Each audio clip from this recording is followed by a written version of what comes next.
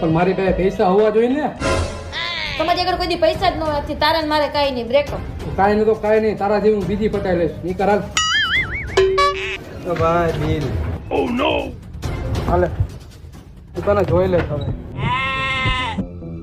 Madam bill તો દેતા જાઓ.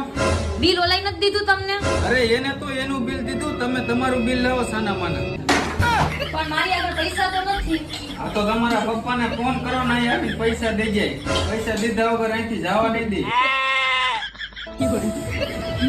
બાપાને તો અહીંયા બોલાવાય નહીં. હવે હું સમાધાન કરી નાખું ઓલા.